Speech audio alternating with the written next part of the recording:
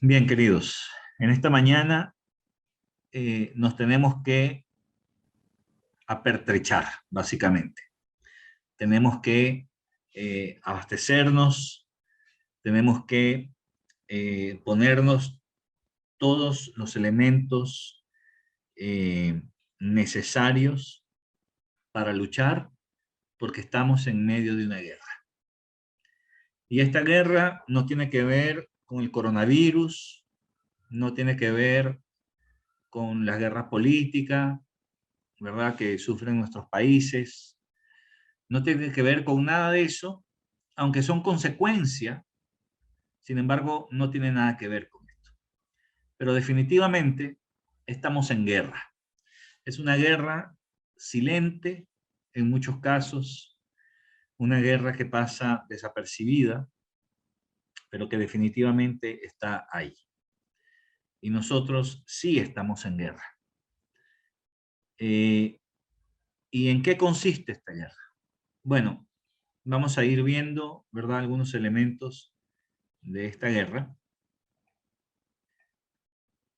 Y dice que existe un conflicto entre Dios y el mundo.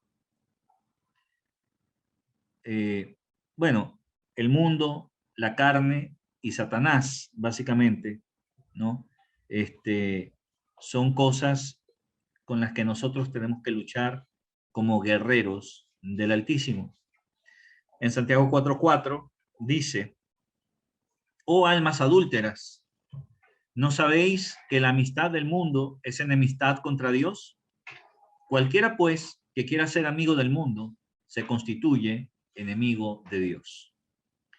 Y esto es algo que es súper importante, que nosotros tenemos que entender como hijos de Dios, como discípulos de Cristo. Tenemos que entender que no debemos tener amistad con el enemigo. Y el enemigo es el mundo. Y no estamos hablando de la gente del mundo, estamos hablando del sistema del mundo. Cuando nosotros hacemos amistad con este sistema mundano, nos declaramos enemigos de Dios. Entonces, si ustedes se fijan, la palabra enemistad aquí en el versículo de Santiago 4:4 está en o sea, enemistad significa eso, o sea, es algo totalmente diferente a una amistad. Es más bien alguien que te quiere hacer daño, es más bien alguien que te adversa, es un detractor, ¿no?, que constantemente está disminuyendo, que está de alguna forma sembrando cizaña, pecado y cualquier cosa, ¿verdad?, cualquier veneno en contra, en este caso, de Dios. Y eso es lo que hace la amistad del mundo. La amistad con el mundo nos deja eso, ¿no? ¿Y cómo lo sabemos? Bueno, o sea, para muestra un botón. Nosotros sabemos acá que, por ejemplo, el mundo avala los conflictos. El más fuerte es el que gana. Admiramos normalmente como personas, admiramos a los más fuertes.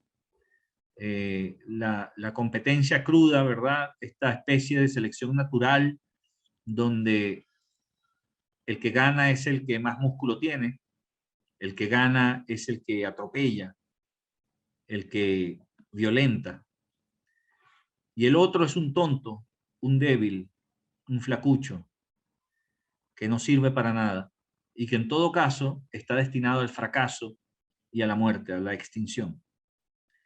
Y estas son cosas que nos deja el mundo. Pero Dios es totalmente diferente, es todo lo contrario. Más bien dice Él que defendamos la causa de la viuda y del huérfano y nos pongamos del lado de los débiles. Porque es muy fácil ponerse del lado de los fuertes, del equipo ganador, ¿no? Pero nosotros ahora tenemos que salir de acá entendiendo que el equipo ganador no está en los más musculosos, en los más grandes, está en los que más siguen a Cristo. Entonces, nosotros tenemos que ir entendiendo que la amistad del mundo es enemistad contra Dios. Quiere decir que todo lo que se alinea con el mundo viene a ser algo que va en contra de lo que Dios ha establecido, en contra de su voluntad. Todo lo que tiene que ver, bueno, como dije, ¿no? La violencia, en cualquiera de sus fases, quiebres familiares, matrimoniales, financieros, ¿verdad? De toda índole, es parte del mundo. El mundo nos trae sufrimiento, miseria, desastre. Y nosotros muchas veces nos hacemos partícipes de estas cosas, o nos hemos hecho partícipes de estas cosas antes de conocer a Cristo, sobre todo. Y por lo tanto, en aquel momento éramos enemigos de Dios también. Por eso es que la Biblia dice que nosotros estábamos muertos en nuestros delitos y pecados, ¿no? Pero ahora, y antes éramos enemigos de Dios, pero ahora somos amigos. Cualquiera, pues, que quiera ser amigo del mundo, dice, se constituye enemigo de Dios. ¿Quieres ir tras la moda? ¿Quieres estar escuchando, llenando tu cabeza de la música que te ofrece el mundo, sea cual sea su género? ¿Quieres seguir llenando tus ojos de las películas que te ofrece el mundo, cualquiera sea su género? ¿Te encantan, verdad, este tipo de cosas? El emborracharte, drogarte, la violencia, el control. Entonces, nosotros, si estamos haciendo eso, estamos amando al mundo, estamos teniendo una amistad con el mundo, y por lo tanto, no estamos siendo amigos de Dios, no nos estamos alineando con el Señor. Obviamente que después, o sea, nosotros como tal, los que hemos nacido de nuevo, es importante notar que todas estas cosas van quedando atrás. Poco a poco van quedando atrás. Unas de la noche a la mañana y otras toman procesos más largos. La cosa es que nosotros estemos conscientes de estos procesos y de que definitivamente estas cosas que a mí me pueden encantar no van en línea con lo que Dios me pide. Ahora estamos en guerra. Existe un conflicto entre Dios y el mundo.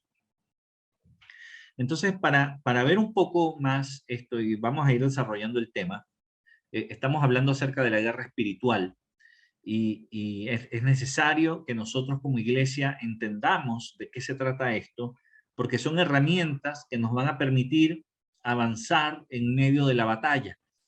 No por el hecho de ignorar que estamos en una guerra espiritual, la guerra espiritual va a dejar de existir. O Satanás y su legión de demonios te van a atacar menos. No, va a ser lo mismo. Pero con la clara ventaja de Satanás de que tú, al desconocer que estás en medio de una guerra, bueno, las probabilidades de que Satanás gane son muy altas. Así que más bien tenemos que entender, tenemos que saber, conocer, estudiar, conocer a nuestro enemigo también, y de esa manera vamos a detectarlo mucho más fácilmente. El espíritu del anticristo. Dice, perdón, en 1 Juan 4, el 1 al 2 dice, amados, no creáis a todo espíritu, sino probad los espíritus si son de Dios, porque muchos falsos profetas han salido por el mundo. En esto conocer el Espíritu de Dios. Todo espíritu que confiesa que Jesucristo ha venido en carne es de Dios. Entonces, nosotros tenemos que empezar a ver y a probar, dice, los espíritus. Porque hay muchos falsos profetas. Es decir, hay mucha gente que sale, que predica, y que habla cualquier cosa y profetiza y dice todo lo bien que te va a ir en el futuro, ¿no? Y por supuesto son cosas que yo quiero escuchar. Y entonces empiezo a escuchar a estos espíritus que están hablando a través de esta persona. Pero yo necesito probar ese espíritu. ¿Y cómo conozco si el espíritu proviene de Dios? Porque si confiesa que Jesucristo ha venido en carne, o sea, que encarnó, que Jesucristo caminó entre nosotros, murió y resucitó, entonces es de Dios. Porque los espíritus demoníacos siempre van a estar tratando de negar este hecho, porque es un hecho fundamental. Normalmente, o sea, muchos de los falsos profetas que hoy en día existen, aún dentro de la iglesia cristiana, ni siquiera hablan de Cristo. Hablan del futuro, hablan de lo que va a venir y hablan de lo bien que va a estar en el futuro, ¿no? Ya tú el mes que viene te va a salir ese contrato en el nombre de Jesús y vas a ser millonario. No, que en 2 semanas más te van a llamar para ofrecerte el trabajo de tus sueños, ¿no? Estos son puras patrañas y son puras cosas que la gente quiere escuchar, porque nosotros como personas queremos escuchar, pero la pregunta es, ¿dónde está Cristo en todas estas cosas? Y no se predica, a Jesucristo crucificado, sino que se predican prosperidad, se predica buena fortuna, se predica trabajo y todo va a estar bien. Y no es así, queridos. No es así. Jesús dijo, en este mundo ciertamente tendrán aflicción, pero confíen porque yo he vencido al mundo. Se trata de aferrarnos a Cristo. En una parte de la Biblia, Jesús le dice a Pedro, Pedro, Satanás te ha pedido para zarandearte como a trigo, pero yo estoy orando por ti para que permanezcas firme. Fíjate que Jesús tenía toda la autoridad de ordenarle a Satanás dejar quieto a Pedro y que no lo toque más. Y cuidar a Pedro, ¿verdad? Como en un frasquito con un vidrio de cristal, ¿verdad? Intocable. Pero llama la atención que Jesús le permite a Satanás zarandearlo, pero él oró para que Pedro permaneciese firme. Y no es diferente, queridos, con nosotros. Jesús permite, Dios permite que nosotros seamos zarandeados, pero también el Espíritu Santo, con gemidos indecibles, ora al Padre por nuestra firmeza. Por eso es que también la Biblia dice que nosotros, si estamos en pie, para el Señor estamos en pie. Y si caemos, para el Señor también caemos. Entonces, es importante que nosotros vayamos entendiendo cómo funciona esto. Ser cristiano no significa que nada te va a pasar. Entonces ten cuidado con estas falsas doctrinas donde te hacen creer que porque eres hijo de Dios, nada te puede tocar. Que porque eres hijo de Dios, estás vacunado contra el coronavirus, contra la pobreza, contra enfermedades, contra cualquier otra cosa. No estás vacunado, querido. El Señor tiene muchos propósitos. Con cada uno de nosotros tiene un propósito.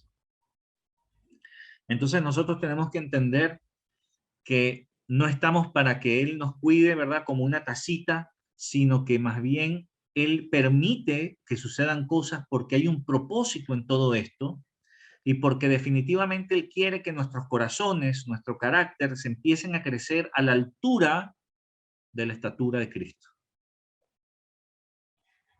Entonces, los falsos profetas son manifestaciones de espíritus que no son de Cristo, que no son de Dios. Pero todo espíritu que confiesa que Jesucristo ha venido en carne es de Dios. Esa es una clave. Esa es una de las claves. Y tenemos nosotros que entender que si el espíritu confiesa que Jesucristo vivió, murió y resucitó por nosotros, entonces sí es de Dios. Seguimos, en el versículo 3 dice, y todo espíritu que no confiesa que Jesucristo ha venido en carne, no es de Dios. Y este es el espíritu del anticristo, el cual vosotros habéis oído que viene y que ahora ya está en el mundo. Entonces, este espíritu del anticristo, como ven, es un espíritu que niega a Cristo en todo sentido. Dice, bueno, es una fábula. Yo cuántas veces he escuchado a personas decir que Jesús, bueno, realmente es un invento, ¿no? He escuchado a personas decir que Jesús es una figura, ¿verdad? Que la gente inventó porque, bueno, el ser humano necesita creer en algo y nada más que eso. Y cuando tú escuchas eso, tú puedes reconocer el espíritu del anticristo en esa persona. Porque qué es el anticristo? El anticristo es alguien que va en contra de Cristo. No estamos hablando de que tenga el 666 en la cabeza, ¿verdad? Eso es porque has visto mucha película. Pero no estamos hablando tampoco de el anticristo, sino estamos hablando del espíritu del anticristo, que dice que ya está en el mundo, aún en la época en que Juan escribió esta primera carta. ¿Por qué? Porque desde que existió, desde que se levantó Cristo, se levantó también el espíritu del anticristo para comenzar a negar todo lo que Cristo decía, de manera de engañar, de manera que el mensaje de Cristo no cale en los corazones de las personas. Fue tanto así que a Cristo lo asesinaron. Se le voltearon, a lo suyo vino y los suyos no le recibieron, dice Juan 1:12. Entonces, este espíritu de anticristo está en el mundo desde hace 2000 años. Y hoy en día también está. Y está generalizado. Generalizado. Es importante que nosotros entendamos estos puntos, queridos, porque estamos en guerra y no nos hemos dado cuenta. Dice en el versículo 4, hijitos, vosotros sois de Dios, ustedes son de Dios, y los habéis vencido porque mayor es el que está en vosotros que el que está en el mundo. Entonces, nosotros podemos tener la confianza de que el Espíritu Santo es mayor que el espíritu del anticristo. Es mayor que Satanás. Y Satanás no puede vencer, no puede. Quiero decir, es incapaz de vencer. Eso es como que un hombre acostumbrado a levantar pesas, ¿no? Haga fuerzas, por ejemplo, juega a las vencidas, ¿no? No sé, con un niño de 5 años. El niño de 5 años es incapaz de vencer al hombre acostumbrado a las pesas, ¿no? Bueno, de esa misma manera Satanás es incapaz de vencer a Jesucristo. ¿Y cómo lo sabe, pastor? Bueno, porque la Biblia lo dice, porque Jesús ya venció, Él fue el que venció. Nosotros estamos en el proceso de vencer en la medida que nosotros somos transformados al carácter de Cristo y alcanzamos su estatura.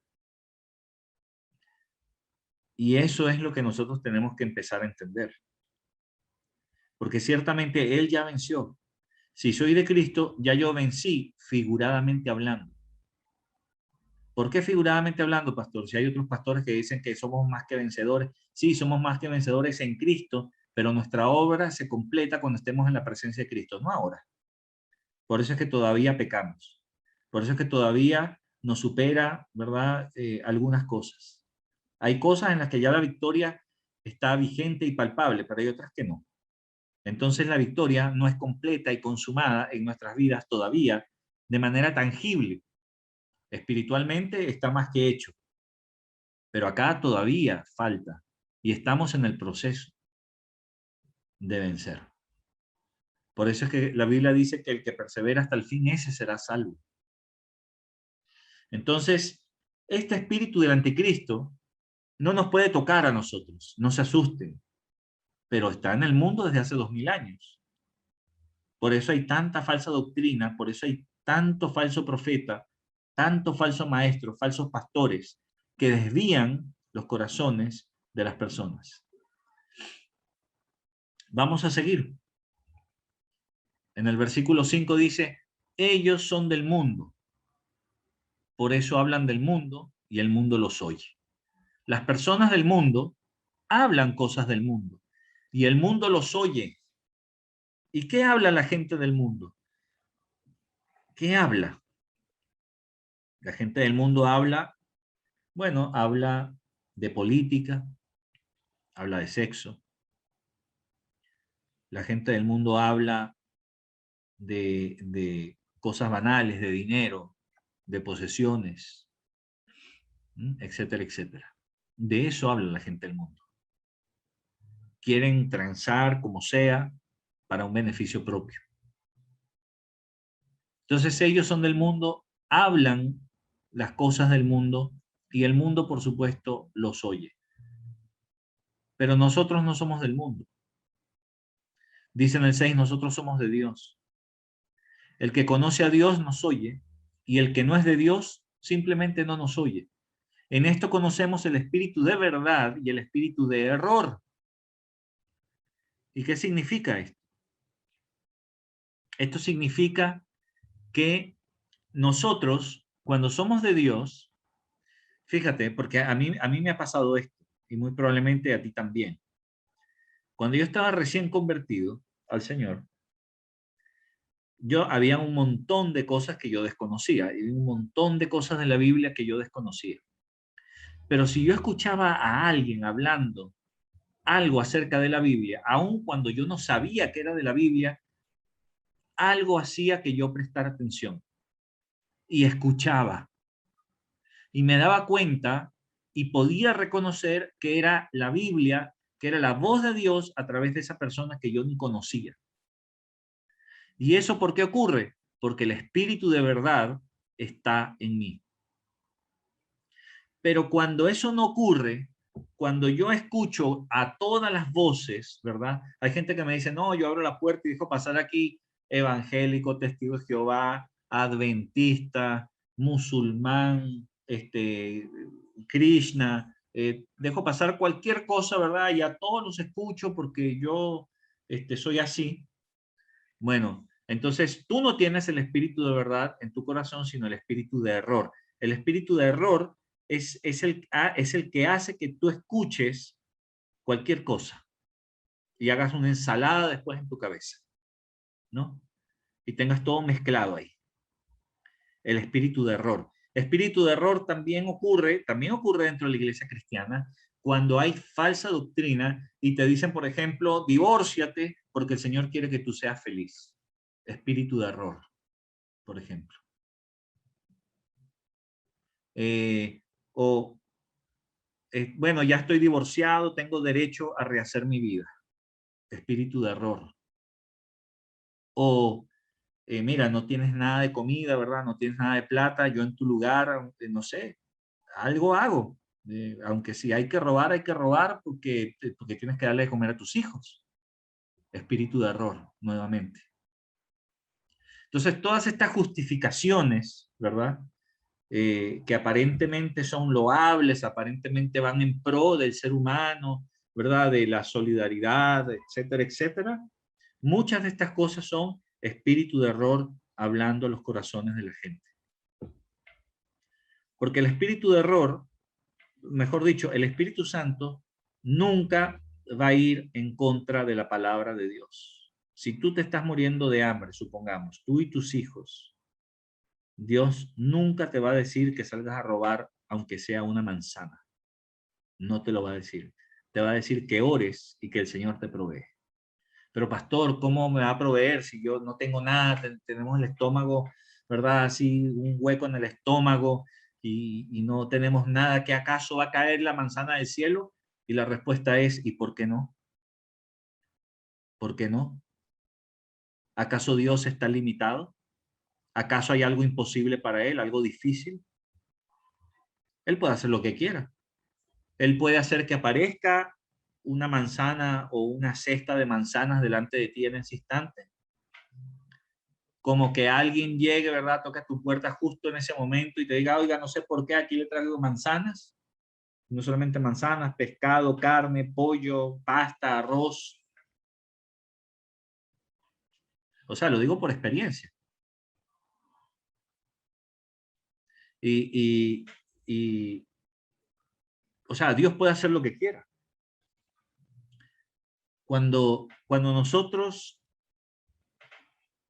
no depositamos nuestra fe en Dios, entonces nos asaltan estas preguntas porque empezamos a escuchar al espíritu de error. Y el espíritu de error lo que hace es que nosotros erremos justamente. Dudemos, nos desviemos. Porque si yo creo o digo creer que Dios es todopoderoso, pero por otro lado no creo que Dios sea capaz de aparecerme un plato de comida delante de mí en un momento crítico, entonces es mentira que yo creo que Dios es todopoderoso. Porque ¿cómo voy a decir creer que Dios es todopoderoso cuando por otro lado niego el poder de Dios en cosas menores? Entonces, ¿en qué estoy poniendo mi fe? ¿A quién estoy escuchando? ¿A mi raciocinio? Que es el espíritu de error, obviamente, que está trabajando en mi corazón. Hay tres elementos importantes que nosotros tenemos que destacar aquí en Primera de Juan 4, del 1 al 6. Uno es el espíritu del anticristo, que es una realidad que tiene que ver con todo espíritu que es contrario a Cristo. Eso quiere decir que si una persona, tú le, le predicas de Cristo y te dicen, no me hables de eso, esa persona es un anticristo. El espíritu que opera en esa persona es el espíritu del anticristo. No será el anticristo, pero es un anticristo, porque va en contra de Cristo. Segundo, el espíritu de error es el que engaña y hace que escuchemos al mundo. Y el mundo que dice, tranza, divórciate, pega, golpea, controla, ¿ah? Defiéndete, contesta, dile sus cuatro verdades, ¿no? Espíritu de error. Pero lo más importante, y como tercer elemento, el que está en nosotros es mucho mayor que el que está en el mundo.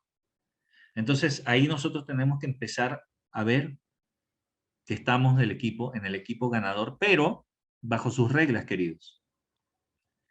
Yo no puedo estar enrolado en un batallón y hacer lo que yo quiero, lo que a mí me parece, sin escuchar las órdenes de mi capitán. Y el capitán no puede hacer lo que quiere sin escuchar las órdenes de su superior. Y así sucesivamente hasta que llega el general que está manejando la guerra. Y este general, 4 estrellas, cuando hay decisiones muy fuertes que tomar, como por ejemplo, oye, hay que tirar la bomba atómica en esta ciudad, levanta el teléfono y llama al presidente de la República y le pregunta, señor, tenemos esta situación y las posibilidades son estas y esta y esta. ¿Qué hacemos? Y todo recae sobre la responsabilidad del presidente, que él a su vez se reúne, ¿verdad?, en una mesa situacional con todos sus alto mando militar, ¿verdad?, etcétera, etcétera, consejeros, y después de largos debates deciden y toman una decisión. Y él llama nuevamente al general y le dice, haga esto. Y el general va y ejecuta. Entonces, esta es la cadena de mando natural. Y nosotros estamos más o menos de la misma manera, pero de forma más directa, porque Dios nos da la orden de manera directa a nosotros. Entonces, yo no puedo vencer, yo no puedo tener la victoria si yo me salgo del batallón, es decir, me salgo de la iglesia y después pretendo andar solo por ahí dando disparos al aire. Me van a matar, queridos. Me van a aniquilar. Yo necesito mantenerme dentro de mi batallón y escuchar las órdenes de mis superiores para poder tener la victoria. ¿Qué estoy haciendo yo ahora, por ejemplo? Bueno, yo fui comisionado por el señor, que es el general de generales, ¿verdad? Y él básicamente me dijo, Oscar, me presenté, sí señor, mande usted, hay que entrenar a la iglesia en guerra espiritual porque la guerra ya está declarada y estamos siendo atacados. Ya hay bajas, ya hay estragos, no podemos esperar ni un segundo más. Sí, señor, me di la media vuelta, taconeé y me fui. Entonces ahora yo estoy diciéndoles a ustedes lo que el Señor me ha dicho que enseñe el día de hoy en su nombre. Obviamente, estas son palabras de Él, no mías. Estamos leyendo la Biblia. Pero esto es más o menos para que entiendas cómo funciona esto acá. Y esto no es un juego, queridos. Tú podrás haber nacido de nuevo hace poco, podrás ser cristiano desde hace muy poco, pero no importa, estás metido en la misma guerra. Esto es como el soldado raso, ¿verdad? Que surge una emergencia, se necesitan más personas, se necesitan más hombres para la batalla, y entonces ya la oficina de enrolamiento, por favor, enrólense. Y tú te metiste, te dieron tu fusil, te dijeron ya esto se carga así, se dispara aquí, vaya a la guerra. Y en medio de la guerra, mientras estás en el avión yendo al otro país para hacer la guerra, ahí te están dando una inducción rápida porque es necesario que sepas apuntar, que sepas disparar, que sepas obedecer las órdenes, que tengas, señores, si a ti te dicen no te muevas, no te mueves. Y si te dicen muévete allá, te mueves para allá. Y esta es la inducción que estamos haciendo.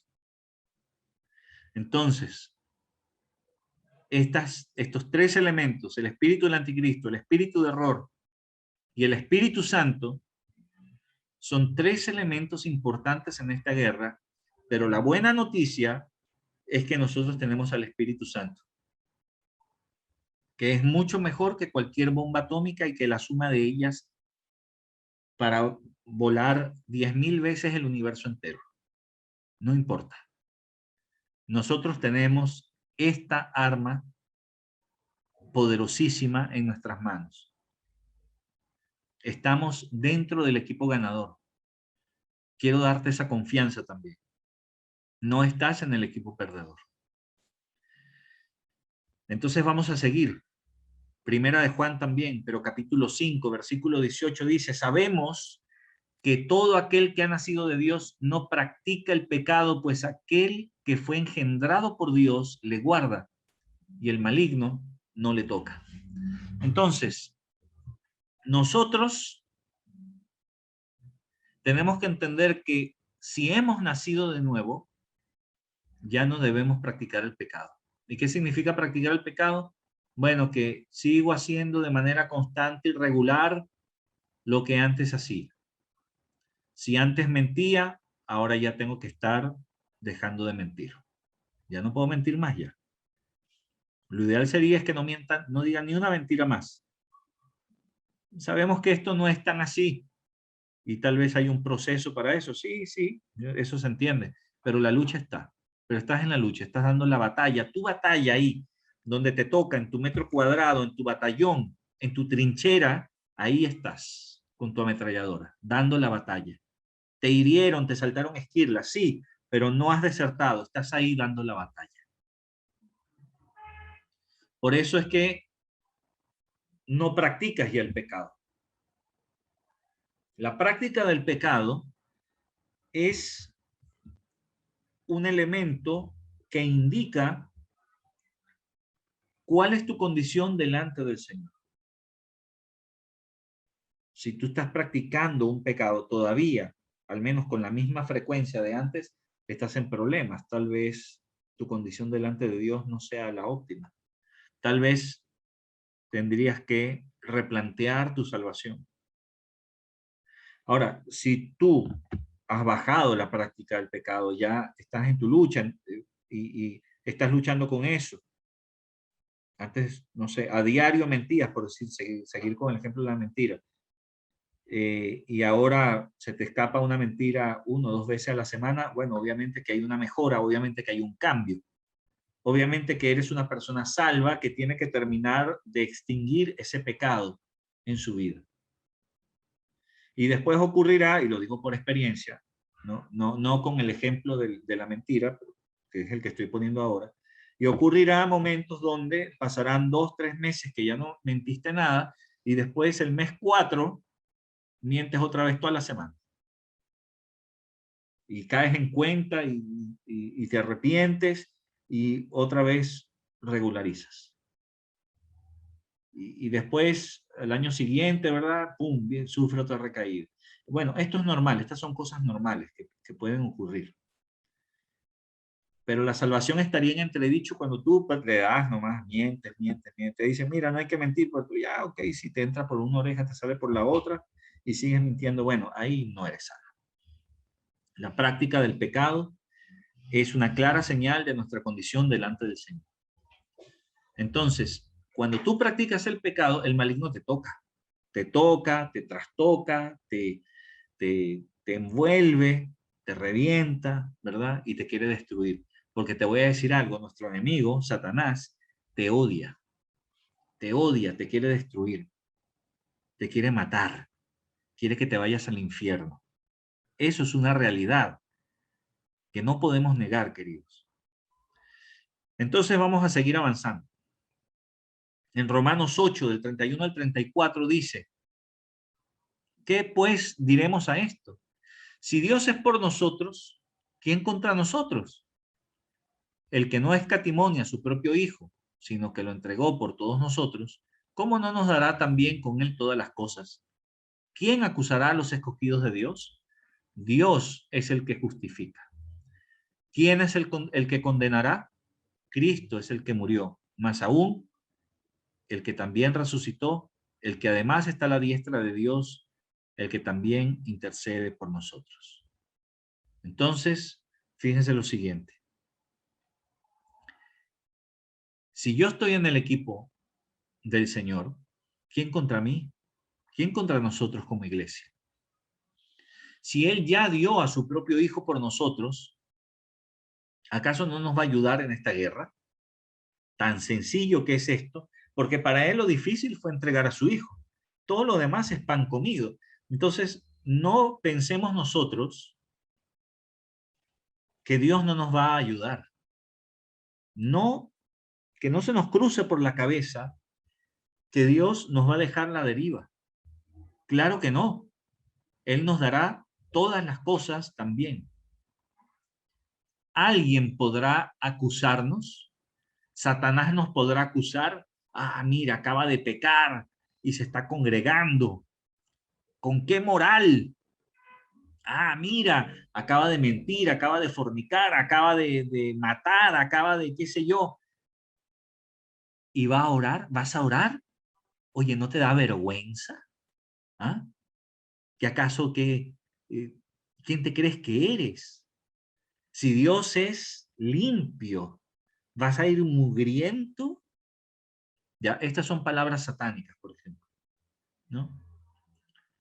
Porque es Dios efectivamente el que nos rescata.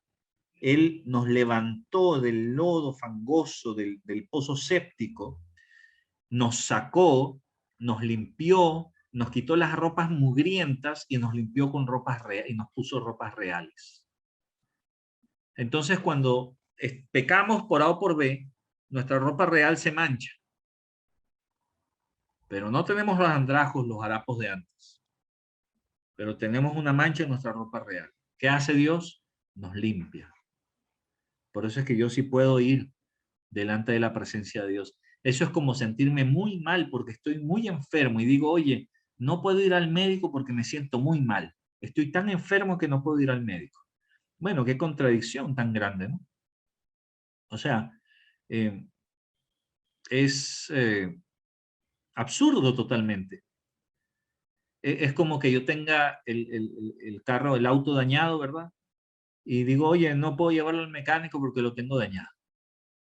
Ah, bueno, pero y entonces, ¿será que le van a salir telarañas ahí? Porque de qué otra manera tiene que haberlo alguien. ya sea que lleves el auto al mecánico o traigas el mecánico para acá. Entonces, esto es lo mismo. Satanás nos podrá acusar, pero dice, Dios es el que nos justifica. ¿Por qué?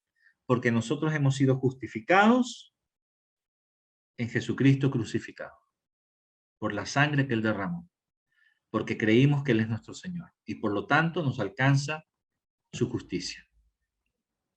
¿Quién es el que condenará? ¿Alguien me va a condenar? Pero si Cristo murió por mí, ¿por qué no hay condenación para los que están en Cristo Jesús? No hay manera. Entonces Cristo que murió y además resucitó y que de paso está sentado a la diestra de Dios, Él es el que intercede por nosotros. Él es el que me justifica. Él es el que evita que me condenen. Entonces el Señor me guarda mientras yo esté en su batallón, mientras yo siga las instrucciones. El problema está en cuando no sigo las instrucciones y quiero hacer lo que a mí me parece. Vamos a seguir adelante. En el versículo 35 dice, ¿quién nos separará del amor de Cristo? ¿Tribulación o angustia o persecución o hambre o desnudez o peligro o espada? Como está escrito, por causa de ti somos muertos todo el tiempo. Somos contados como ovejas de matadero. Antes, en todas estas cosas, somos más que vencedores por medio de aquel que nos amó. Por lo cual estoy seguro de que ni la muerte, ni la vida, ni ángeles, ni principados, ni potestades, ni lo presente, ni lo porvenir, ni lo alto, ni lo profundo, ni ninguna otra cosa creada nos podrá separar del amor de Dios que es en Cristo Jesús, Señor nuestro. Perdón, ahí no es Deuteronomio, ahí me equivoqué, dejé la cita anterior de otra lámina, seguramente esto es Romanos 8, del 35 al 39, discúlpenme. Pero aquí lo importante no es la cita bíblica, sino es lo que dice la Biblia. Nosotros somos más que vencedores. Fíjate esa frase, más que vencedores. Pero pastor, ¿cómo más que vencedores? Si yo no de pie con bola, si siempre tropiezo con la misma piedra. Viejo, eres más que vencedor solamente porque eres de Cristo. Ahora bien, si tú estás tropezando varias veces con la misma piedra, necesitas ayuda, necesitas que otro te ayude a caminar. Eso es todo, a que te anime, a que te levante, a que ore por ti, a que esté pendiente de ti, a que haya un acompañamiento. Eso es lo que necesitas. Y ya tú vas a ver cómo es más fácil el camino. Pero ahora, fíjense lo que dice desde el 35. ¿Quién nos separará del amor de Cristo? ¿Alguien me podrá separar del amor de mi Señor? Tribulación, angustia, persecución, hambre, desnudez, peligro, espada, nada. No hay nada de esas cosas que haga que Cristo me deje de amar. Él me ama igual. Y como está escrito, cita el apóstol Pablo, por causa de ti, es decir, por causa de Cristo, somos muertos todo el tiempo. Somos contados como ovejas de matadero. Porque te voy a decir algo, nuestra victoria en la tierra tiene sabor a derrota. ¿Y por qué, pastor? Porque cuando a mí la Biblia me dice que ame a mis enemigos y que ponga la otra mejilla, eso tiene sabor a derrota dentro del mundo, ¿no? ¿Por qué? Porque yo voy a ser un débil, entre comillas. Porque el mundo dice que nosotros, ¿verdad? Cuando alguien tiene el carácter fuerte, es aquel que explota, que se enoja, que dice groserías, que dice las cuatro cosas de una vez, que golpea la mesa, se pone rojo.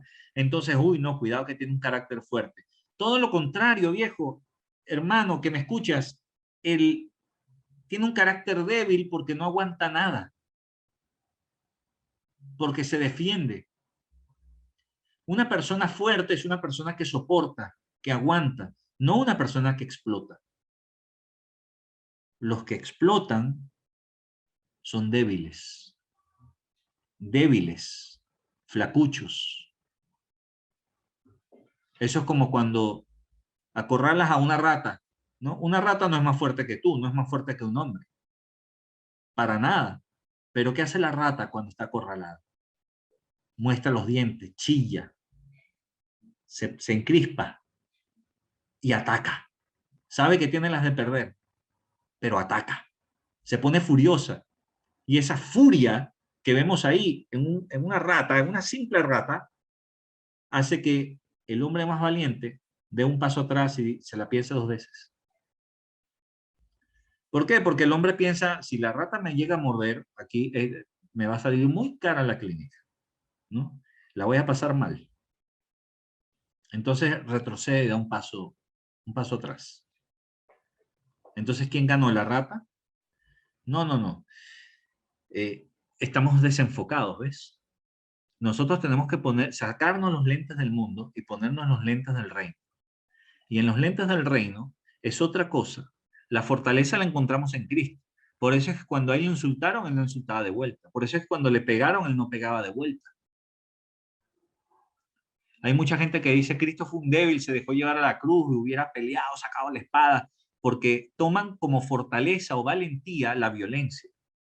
Pero para Cristo es lo contrario, hermano. Entonces, nuestra fortaleza viene en el quedarnos quietos, en esperar en Dios, en confiar en Él, no en ser violentos. Entonces, por eso es que dice, por causa de ti somos muertos todo el tiempo. Claro, somos muertos todo el tiempo porque no hacemos lo que a mí me gustaría hacer. A mí me gustaría hacer un montón de cosas. Es muy fácil defenderme cuando me insultan, muy fácil. Pero no es tan fácil cuando yo mantengo el dominio propio. Entonces, por eso es que soy más que vencedor, porque para el mundo vence el que domina, pero para el Señor más que vencedor es aquel que se domina a sí mismo, que domina su lengua. Proverbios dice que más valiente es el que domina su lengua que el que toma una ciudad. Imagínate, imagínate. Por eso es que somos más que vencedores. Por eso es que nada puede separarnos del amor de Dios. Ahora, el ser más que vencedores no debe ser una licencia para tomar a la ligera los desafíos presentados por la oposición continua al reino de Dios. Eso no quiere decir ahora que como soy más que vencedor, ¿verdad? Me acuesto a dormir porque, bueno, el Señor es el que se encarga de todo. No, yo tengo que hacer mi parte. Y yo no puedo ignorar las acechanzas satánicas, sino que tengo que poner de mi parte. En Efesios 6:12 dice, porque no tenemos lucha contra carne y sangre, sino contra principados, contra potestades, contra los gobernadores de las tinieblas de este siglo, contra huestes espirituales de maldad en las regiones celestes. Debemos tener presente, queridos, que nuestra lucha no es contra las personas, sino que es una lucha espiritual. Estamos en otro nivel, hermano. Nuestra lucha no es a los golpes en la carne, en el cuerpo. Estamos en otro nivel, estamos en el nivel espiritual. Es ahí donde nosotros luchamos, es ahí donde desenvainamos las espadas, es ahí donde las blandimos. Entonces, yo tengo que entender esto, debe entrar en mi cabeza. Yo no estoy para agarrarme a golpes con nadie, no estoy para salir a violentar a nadie, porque yo estoy en otro nivel. Yo voy a luchar contra los demonios que dominan esta situación. Ahí está mi lucha. Y es una lucha feroz, en realidad. Pastor, pero ¿por qué feroz si yo no veo nada? No verás nada, ¿verdad? Con los ojos naturales, porque esto es un asunto espiritual, pero espiritualmente hablando, esta es una lucha muy feroz, más feroz que la Gran Guerra, más feroz. Que dicen que la Gran Guerra y la Guerra de Vietnam, por ejemplo, fueron las guerras más despiadadas, por ejemplo, incluso más que la Segunda. Pero bueno, seguimos. Es importante mantener esto en el foco, hermano que me escuchas, la guerra no es contra la gente, es contra demonios. No pierdas el foco, hermano querido.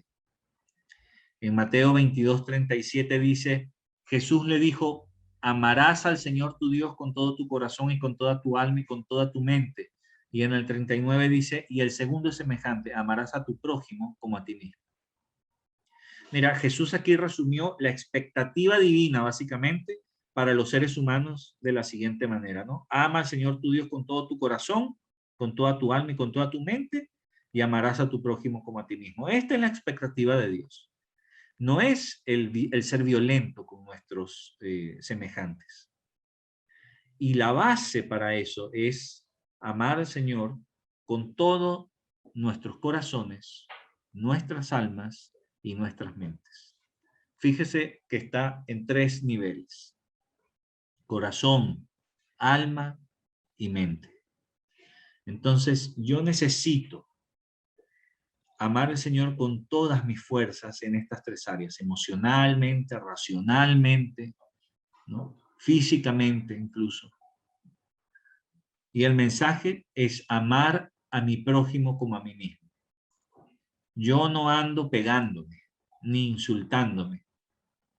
Bueno, yo más bien me amo, me cuido, ¿verdad? Voy al médico cuando lo necesito, me baño, me cuido, me cepillo los dientes, ¿verdad? Porque no se me caigan, me cuido para no enfermarme, ¿no? Entonces, me amo a mí mismo, hay un amor propio. Bueno, mínimo, como mínimo, con ese amor yo debo amar a mi prójimo, ¿no? Y estar pendiente de mi prójimo. Y cuidarlo, ¿verdad? Oye, ya hiciste esto, si tiene hambre le doy de comer, si tiene sed le doy de beber, etcétera, etcétera, etcétera. Incluso si es mi enemigo. Porque el amor ágape me obliga a eso, me manda a eso. Entonces tenemos que entender esta expectativa de Dios para nosotros. Es importante que nosotros podamos entender estas cosas antes de salir a guerrear físicamente. Nuestra guerra, hermano querido, es espiritual. Desde la caída, ¿no?, en el pecado, Satanás se ha opuesto al cumplimiento del propósito de Dios por parte de la humanidad. La perversión, el mal encauzamiento y el trastorno del amor hacia Dios y hacia el prójimo es una apertura que usa Satanás para atormentar a la humanidad y crear la guerra que continúa hasta el día de hoy. Esto lo puse a manera de resumen, no quería pasármelo, ¿verdad? Lo tenía ahí en mente, y nosotros tenemos que entender esto. Satanás siempre se ha opuesto, desde Génesis 3, que es cuando se relata la caída, siempre se ha puesto al cumplimiento del propósito de Dios, ¿no?, hacia nosotros como los seres humanos.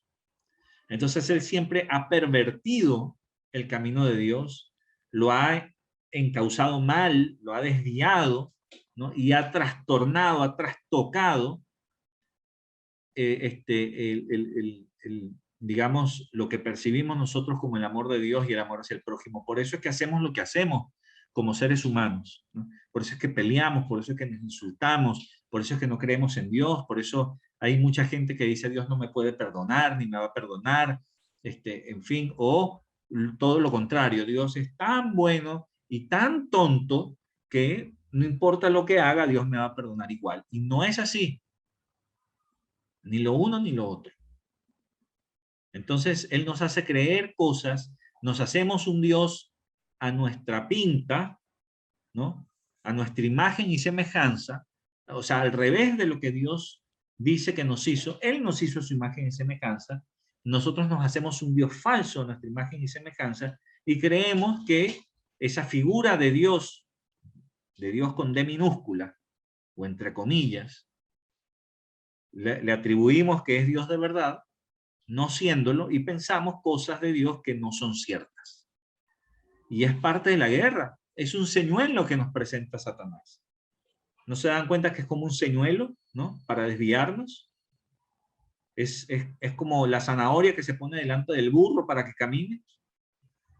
Entonces, estas cosas son importantes. Todo esto que estamos viendo hoy es como una introducción, nada más, no se crean que es todo, es apenas estamos dando unas pinceladas y siguiendo la orden del Señor vamos a profundizar, queridos. Vamos a ir profundizando en todos estos temas. Seguimos. En Efesios 2, del 1 al 3 dice, y Él os dio vida a vosotros cuando estabais muertos en vuestros delitos y pecados, en los cuales anduvisteis en otro tiempo, siguiendo la corriente de este mundo, conforme al príncipe de la potestad del aire, el espíritu que ahora opera en los hijos de desobediencia, entre los cuales también todos nosotros vivimos en otro tiempo, en los deseos de nuestra carne, haciendo la voluntad de la carne y de los pensamientos, y éramos por naturaleza hijos de ira, lo mismo que los demás. Y aquí hay una tríada, si se quiere, que es el mundo, la carne y Satanás, ¿no? Esta tríada es básicamente una descripción del ámbito en el cual tiene lugar la guerra espiritual. O sea, esto es así desde el principio, básicamente. Aquí Pablo en este pasaje identifica estos tres elementos como los ámbitos en que se libera la batalla de nosotros los seres humanos. Por ejemplo, el mundo, la carne y Satanás. Aquí los podemos ver claramente. Delitos y pecados, ¿no? Siguiendo la corriente de este mundo. Estamos hablando del mundo ahí. Estamos hablando de la carne también, en delitos y pecados. Conforme al príncipe de la potestad del aire. El espíritu que ahora opera en los hijos de desobediencia. Está hablando de Satanás. Después en el 3 dice los deseos de nuestra carne, haciendo la voluntad de la carne y de los pensamientos. Está hablando de la carne. Si se fijan, está hablando del mundo, de la carne y de Satanás. Delitos y pecados.